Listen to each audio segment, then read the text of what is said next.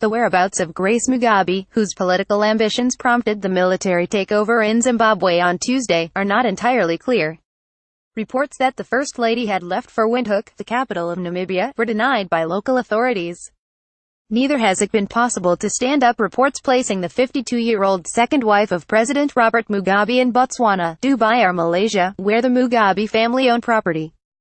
It seems most likely that the woman dubbed Gucci Grace, because of her shopping habit, is still holed up in the Blue House, the sprawling mansion in the upscale Borrowdale neighborhood of Harare, where she lives with the president. Multiple sources in Zimbabwe and South Africa, including officials who claim direct knowledge of the ongoing negotiations between Mugabe and the army over the transition of power in the former British colony, said that Grace was present in the Harare residence on Tuesday night when the army detained the 93-year-old autocrat. She has not moved since, they said. In an address to the nation on state TV following the takeover, the army referred to the family of Mugabe being safe in its custody, as well as the president himself. Her future is part of the discussions. The army won't let her go anywhere until Mugabe has stepped down, said one South Africa-based diplomatic official.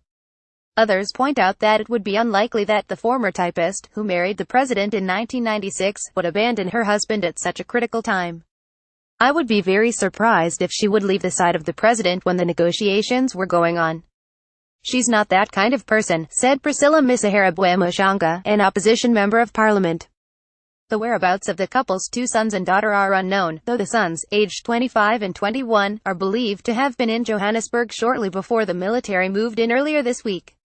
Their mother has spent millions of dollars in recent years acquiring property in upscale neighborhoods of the South African capital.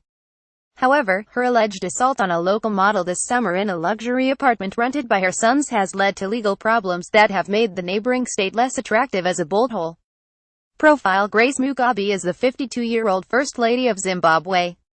Born in South Africa, she married Robert Mugabe, 40 years her senior, in 1996. Initially struggling to emerge from the shadows of the president's popular first wife, Sally, who died in 1992, Mugabe appeared by her husband's side for official functions but rarely got involved in politics herself, focusing publicly on her charity work while gaining a reputation for legendary shopping expeditions. In 2009, a British photographer alleged that she punched him repeatedly in the face when he tried to take a picture of her in Hong Kong.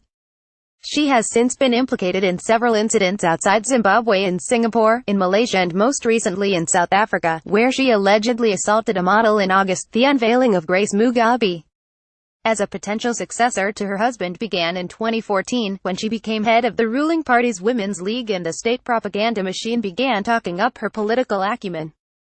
Before the events of the 14th of November, her path to power had received a boost when her main rival, the vice president, Emmerson Mnangagwa, was fired on the 6th of November. The feud between Mugabe and Mnangagwa had been bitter. In October, she publicly denied poisoning him after he fell ill at a rally in August. Thank you for your feedback. The military intervention on Tuesday night was in large part aimed at thwarting Grace Mugabe's bid for power. 10 days ago, Robert Mugabe sacked his vice president Emmerson Mnangagwa, a longtime ally, angering senior officers who saw the move as a direct threat to their interests. Not only did it put Grace Mugabe in pole position to take over from the aging president, but it was also seen as the first stage of a wider purge of dozens of senior officers and officials. The battle was not just between personalities. It pitted Grace Mugabe's G40 faction of young and brash politicians against the older veterans of the liberation wars of the 1970s and 1980s, who were closer to Mnangagwa. Those in the G40 saw the older generation as blocking their route to political power and self-enrichment. Many are now in detention with futures as uncertain as that of the First Lady. Martin Rupia, an analyst and former general in the Zimbabwean Defense Forces, said the military takeover was aimed at realigning the ruling class. The G40 did not have roots in a politicized military. It was a creation of the presidency. Rupia said, so too was the power of the First Lady, as she has now learned.